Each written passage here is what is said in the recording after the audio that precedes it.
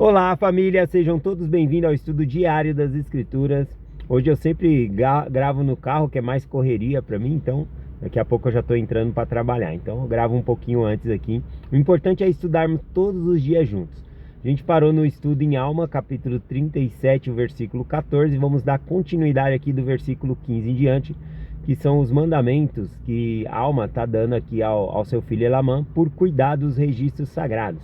Então no versículo 15 em diante ele diz assim: E agora eis que te digo pelo espírito de profecia, que se transgredirdes aos mandamentos de Deus, eis que essas coisas que são sagradas serão tiradas pelo poder de Deus, e serás entregue a Satanás para que te peneire como palha entre o vento. O que é peneirar, né? Palha entre o vento, né? Que seria entregue ali a Satanás. Bom, peneirar ali significa realmente tirar, debulhar o grão, né? Aí eles vão passando na peneira, joga para cima. Quando joga para cima, o vento que bate e joga o que não presta, que é palha, o vento leva embora, né? E fica só o grão ali. Quando diz aqui que ele seria entregue para ser peneirado por Satanás, seria ter tentações antes da hora, né? Então aqui é para ele ficar firme na palavra de Deus. Nós temos algo semelhante aqui no Novo Testamento, lá em Lucas capítulo 22, no versículo 31, Jesus Cristo diz a Simão: Simão, eis que Satanás te pediu para cirandar como trigo, ou peneirar como trigo, né? É o mesmo efeito aqui, ele só... Mas eu roguei por ti, para que tua fé não desfaleça, e tu, quando te converteres, fortalece teus irmãos.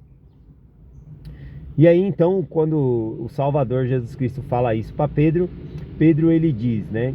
Estou pronto para ir contigo até a prisão e a morte. Mas aí ele disse, né, o Salvador: Pedro, não te escandalizará. Eis que te digo, Pedro, que não cantará hoje o galo antes que 3 vezes me negue que me conheces. Então, na verdade, Pedro não estava preparado e Pedro estava se achando ali preparado, tá bom? Para ser tentado ou para morrer em nome do Senhor. E a gente vê que não é bem assim, né? Que na hora que Jesus Cristo é preso, todos os apóstolos fogem ali, né? Eles vão embora, tá bom? A gente fica com um relato melhor, né? Para mostrar aqui essa questão, né? De ser peneirado como trigo aqui, né? Aqui em Marcos capítulo 14, versículo 27 em diante, disse assim: Disse Jesus: Todos vós esta noite se escandalizarei em mim, porque está escrito: ferirei o pastor e as ovelhas dispersarão. Mas depois de houver ressuscitado, irei adiante de vós para a Galiléia. E Pedro, ainda que todos se escandalizem em ti, ele fala aqui, ainda que todos se escandalizem em ti, nunca porém eu. E Jesus Cristo fala: não, em verdade te digo que nesta noite, antes que o galo cante, 3 vezes me negarás. Mas ele disse cada vez mais: ainda que seja necessário morrer contigo, de modo nenhum negarei. E da mesma maneira diziam também todos, né? Todos eles falaram, né? Aliás, nós não te negaremos, nós não vamos fugir, né? Para Jesus Cristo, todos eles. Qual que é o problema nessa afirmação? É a palavra eu. É a autoafirmação. Ter autoconfiança é bom. É bom ter uma autoconfiança para gerenciar uma empresa, para fazer um trabalho, para fazer uma prova. Autoconfiança é bom. Isso mesmo, porque é mediante a estudo, né? A gente tem essa autoconfiança. Mas aqui, quando ele fala eu, ele está se garantindo em si mesmo e não no Senhor. Nós somos fortes no Senhor, não sozinho. Sozinho a gente não é forte. É esse o sentido aqui. Vamos continuar lendo aqui as Escrituras, versículo 16 em diante. Mas se guardardes os mandamentos de Deus e fizerdes todas essas coisas que são sagradas, aquilo que te ordena o Senhor, porque deves consultar ao Senhor sobre todas as coisas que deves fazer com elas. Bom, aqui está falando que a respeito desses registros, tudo que Elamã fosse fazer era para consultar ao Senhor, perguntar a Deus. A gente vai ver, né, um dos versículos preferidos aqui em Alma, capítulo 37, é o versículo 37, aconselha-te com o Senhor em tudo que fizeres. Vamos ver se a gente chega nesse versículo aí. Ele continua aqui. Pois ele cumprirá todas as promessas que te fizer, pois cumpriu as promessas que fez a nossos pais, pois ele prometeu-lhes que preservaria essas coisas para um sábio propósito seu, a fim de demonstrar o seu poder às gerações futuras. Aqui, né, o cumprimento que Deus está falando que fez foi de preservar os registros, né? Muitos profetas antes pediu para que esses registros fossem preservados e passados para gerações futuras, e até esse dado momento aqui a gente vê que a promessa do Senhor tinha sido cumprida. Então ele começa a falar, se o Senhor cumpriu certas promessas, ele vai cumprir todas, na verdade. Todas as promessas o Senhor vai cumprir. Em Mateus 24:35 diz: o céu e a terra passarão, mas a minha palavra não há de passar. Tudo que o Senhor fala, pode escrever que vai acontecer, tá bom? Quando diz que o céu e a terra passarão, é porque essa terra, do jeito que conhecemos, ela realmente vai passar, vai se tornar um novo céu, uma nova terra, vai se tornar um milênio, né? Vai ser uma glória paradisíaca, depois vai se tornar o reino celestial.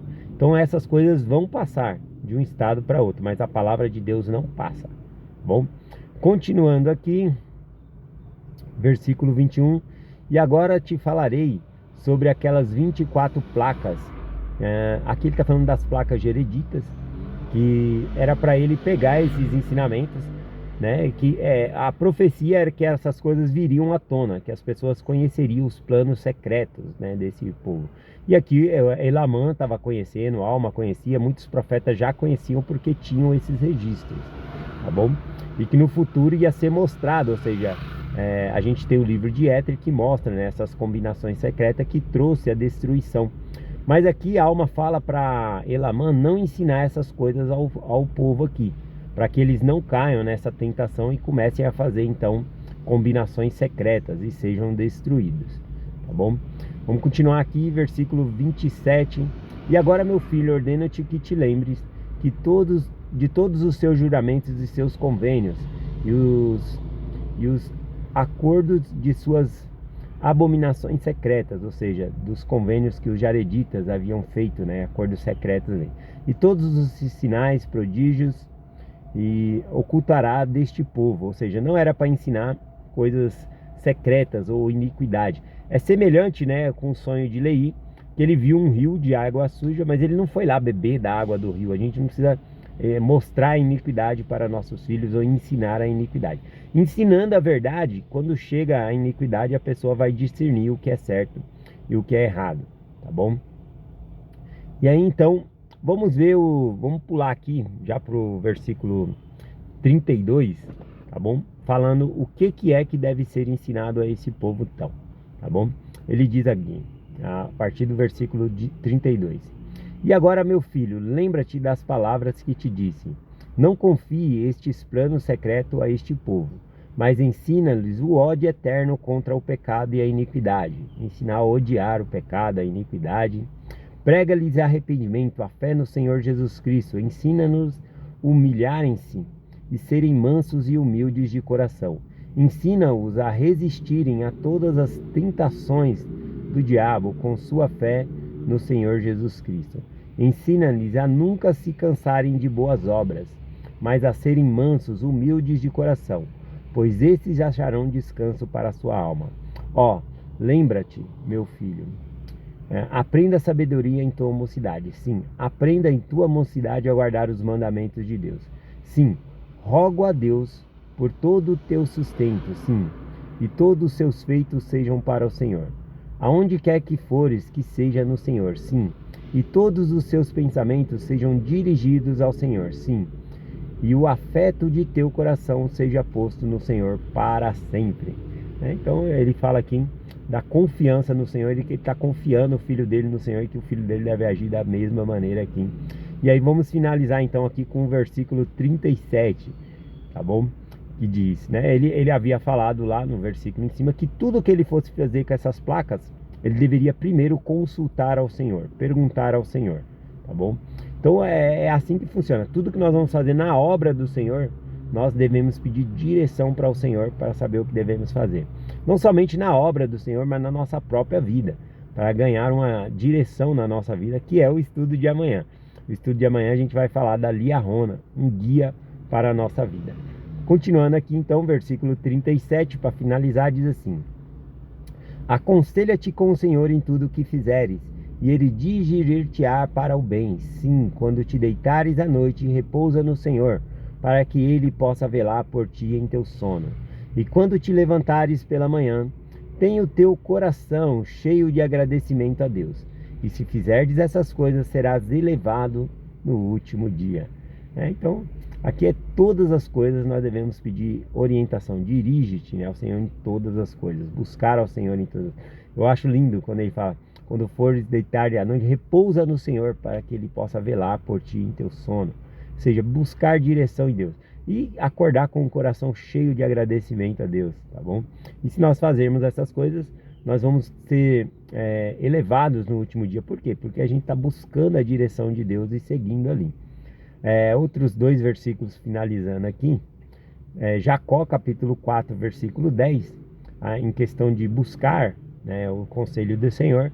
Aqui Jacó diz: portanto, irmãos, não tenteis dar conselho ao Senhor, mas sim recebei conselho de sua mão, pois eis que ele mesmo sabe que ele aconselha com sabedoria e justiça, e grande misericórdia em todas as suas obras.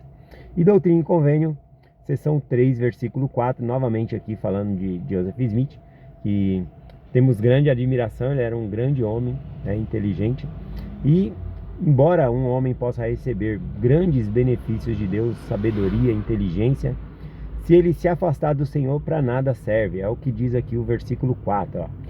Pois embora um homem tenha muitas revelações e tenha poder para realizar muitas obras grandiosas, contudo, se ele vangloriar-se de sua própria força e ignorar os conselhos de Deus, e seguir os ditames de sua própria vontade e os seus desejos carnais, cairá e trará sobre si a vingança de um Deus justo. Então, embora um homem tenha poder de realizar grandes milagres, ensinar bem a palavra, várias e várias coisas, se ele não dar ouvido, aos conselhos do Senhor. E como que é não dar ouvido aos conselhos do Senhor? Aqui ele fala: seguir os ditames da sua própria vontade carnal, tá bom? É isso. Então é essa a mensagem que eu compartilho com vocês hoje, em nome de Jesus Cristo. Amém. Até amanhã.